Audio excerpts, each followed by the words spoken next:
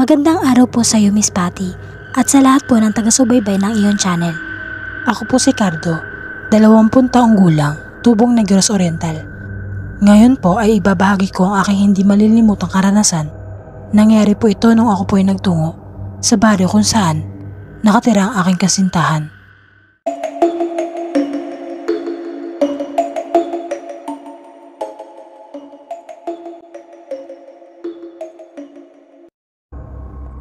Na mga panahon pong iyon ay inimbitahan po kami ng aking kasintahan na si Ira sa kanilang baryo sapagkat ang sabi sa akin ng aking kasintahan ay fiesta sa kanilang baryo.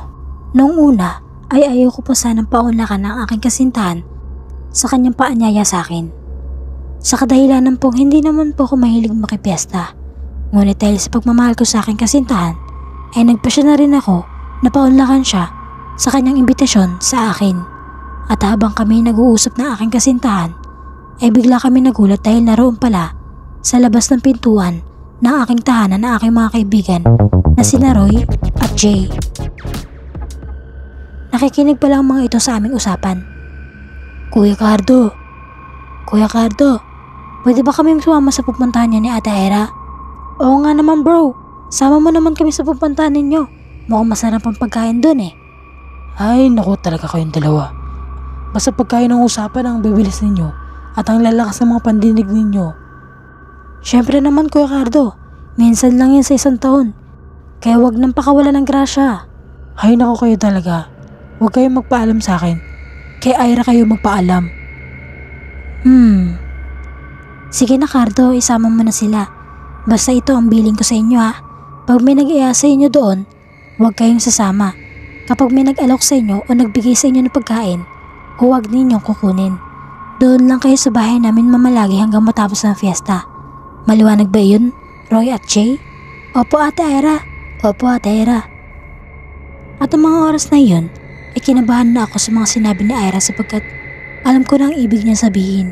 Batid ko na sa baryong pupuntahan namin ay may mga nakatirang mga hindi ordinaryong tao. At ang mga oras na yun, ay kinutuban na rin ako ng matinding takot at kaba. At napansin iyon ni Ira. Huwag kang mag-alala Cardo, dahil hindi ko ipapabayaan ng mga kaibigan mo. Basta sundin niyo lang ang sasabihin ko. At dahil sa sinabing iyon na aking kasintahan, ay bahagyang napanatag ang loob ko at napatango na lamang ako sa sinabi nito.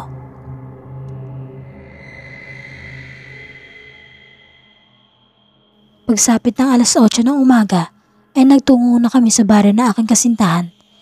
At pasado alas 9 ng umaga na makarating sa baryo ng aking kasintahan. Habang kami ay naglalakad patungo sa tahanan ng aking kasintahan, ay napansin namin nakatingin sa amin ang mga tao. At ang sasama pa ng tingin ng mga ito sa amin. At maya-maya pa ay natigilan kami sa paglalakad sapagkat may 3 binatang humarang sa aming daraanan at nanilisik ang mga mata ng mga ito. Ops. Sandali lang mga kaibigan, hindi nyo pwedeng galawin ang 3 kasama ko dahil mga bisita ko ang mga iyan. At pagkatapos magsalita ni Ira, ay nagsitabihan ang mga 3 binata at nagpatuloy na kami sa aming paglalakad. At habang kami ay naglalakad, ay nakaramdam ako ng mabigat na enerhiya at sa pakiwari ko ay hindi talaga ordinaryo ang mga taong nakatira sa baryong iyon. Nang marating na namin ang tahanan ni Ira, ay kaagad naman kaming sinalubong ng mga magulang nito. Na mga oras na iyon, nakaramdam ako ng kapanatagan nang marating na namin ang tahanan ng aking kasintahan. At pakiwari ko ay mababait ang mga magulang ni Ira. Sige na Ira anak, ipaghanda mo na ng mga kakain ng nobyo mo at ang kanyang mga kaibigan. Wika ng ina ni Ira sa kanyang anak at sa pagkakataong iyon ay buong galang kami nagmano sa mga magulang ni Ira. At natuwa naman ang mga ito sa amin. Maya-maya ay may inabot sa amin ang ina ni Ira na tig-iisang kwintas. Mga iho, isuotin niyo ang kwintas na ito dahil hindi ordinaryong tao ang mga nakatira sa baryong ito. At kinuha namin ang mga kwintas na ibinigay sa amin ng ina ni Ira. Ay iniyaya na kami ng mga magulang ni Ira na pumasok na sa kanilang tahanan. At ng mga oras na yon ay nagtungo na kami sa hapagkainan. Ngunit bago ako kumain, ay kumuha muna ako ng 1 piraso ng kalamansi na nasa aking harapan at pinigaan ko ang plato na minakahaing kanin at ulam. At ang mga sandaling iyon ay nakita kong hindi naman nagbago ang itsura ng kanin at ulam na nakahain sa plato, kung kaya't napanatag na ang aking loob at nagsimula na akong kumain. Huwag kang magkalala, Cardo, dahil totoong pagkain ng tao ang nasa harapan ninyo. Huwag kayong matakot dahil hindi namin kayo sasaktan. Ngayon pa lang ay sinasabi na namin sa inyong tatlo na nalahi kami ng mga mabuting aswang. Pero hindi kami katulad ng mga aswang na nakatira sa baryong ito. Ang mga aswang na nakatira sa baryong ito ay masasama at tinatablan ng mga pangontra sa aswang.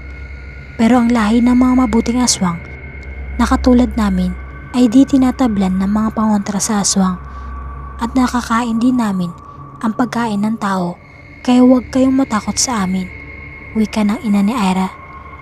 At dahil sa mga sinabing iyon ng ina ni Ira, ay doon ko nalaman na ang pamilya ni Ira ay kabilang sa lahi ng mga mabuting aswang. Na mga sandaling iyon ay nagpatuloy pa ang pag-uusap namin ng mga magulang ni Ira, at ang matapos na kaming kumain ay sumilip ako sa bintana. At sa pagkakataong iyon ay nagtaka ako dahil napakatahimik ng fiesta sa baryong ito. Wala akong nakikitang kahit isang taong naglalakad sa lansangan, at maya-maya ay nilapitan ako ng aking kasintahan at kinausap. Ira, mahal, maaari ba ako magtanong sa'yo? Oo naman, Cardo. Nagtataka lang kasi ako dahil ang tahimik ng fiesta sa baryong ito. Bakit ganun? Yun ba? Ganito kasi yan, Cardo. Mamayang gabi pa kasi magsisilabasan ng mga nakatira dito dahil maghahanap sila ng mabibiktima. At ng mga oras na yun ay muli ako nakaramdam na matinding takot dahil sa sinabi na aking kasintahan, at napansin iyon ng mga magulang ni Ira.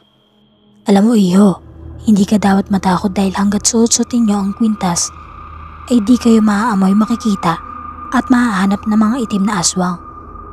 At hindi rin namin kayo pababayaan na galawin ng mga nakatira dito, wika ng ama ni Ira. At dahil sa aking mga nalaman ay minabuti ko ng at ng aking mga kaibigan na si Roy at Jay na huwag nang gumala sa baryo, kung kaya't nanatili na lang kami sa loob ng tahanan ni na Ira. Cardo, mahal, pasensya ka na kung hindi ko kaagad sinabi sa iyo ang tunay kong pagkatao. Natatakot kasi ako na baka pag nalaman mo ang tunay kong katauhan ay iwan mo ako. Ayos lang yun, Ira, mahal. Naiintindihan kita at tanggap ko kung ano ang pagkatao mo, at alam ko naman na mabuti kayong nilalang. Alam ko na di kayo kumakain ng tao. Tama ka sa sinabi mo, mahal.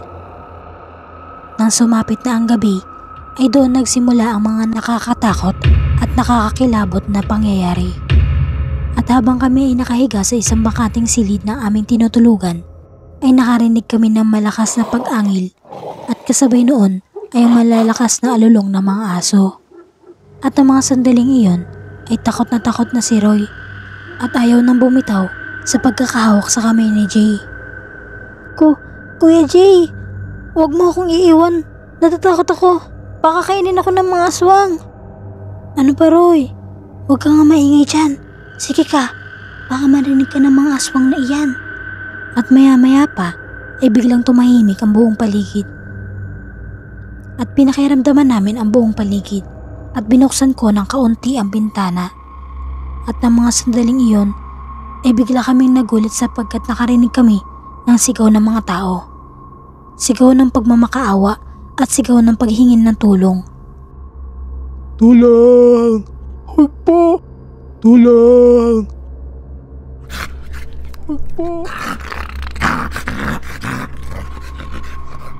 Huwag po! At sa di kalayuan ay nakita ko ang isang aswang na nilalantakan ang katawan ng isang lalaki, at maya-maya ay nakita ko mula sa himpapawid ang isa pang aswang na may nilalantakan ding isang tao, at sumisirit pa ang dugo ng mga iyon.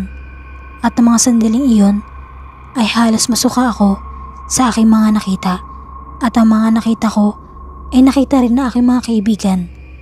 At ang mga sandaling iyon ay kitang-kita namin ng pagbaha ng mga dugo sa labas at ang mga nagkakalat na bangkay ng mga inosenteng tao. At kahit sanggol ay hindi pinaligtas ng mga gutom na aswang at ang hindi ko na makayanan ang aking mga nakita ay bigla na lang akong nawala ng malay.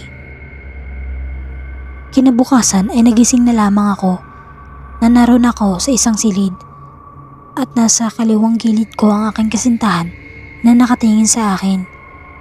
"Kamusta na pakiramdam mo, iho?" Tanong sa akin ng ina ni Ira. Medyo ayos na po ako." Tugon ko naman sa tanong ng ina ni Ira. At pagkalipas ng ilang sandali ay bumangon na ako sa aking hinihigaan. At na matapos na kami makapag-almusal ay nagpaalam na kami sa mga magulang ng aking kasintahan na kami ay uuwi na. At kasama namin sa aming pag-uwi si Ira. At hanggang sa aming pag-uwi sa aming mga tahanan ay naalala pa rin namin ang mga pangyayari kagabi. Ngunit kahit na ganun na ang aking nasaksihan sa baryo ng aking kasintahan, ay hindi ko pa rin hihiwalayin si Ira dahil alam ko na hindi siya masamang aswang. At mapang hanggang ngayon, Miss Patty, ay napag-uusapan pa rin namin ang aming mga nasaksihan. At ang nakakakilabot na karanasan na aming nasaksihan ay hindi namin malilimutan kahit kailanman. Hanggang dito na lang po ang aming kwento. Muli, maraming salamat at magandang araw po sa inyong lahat.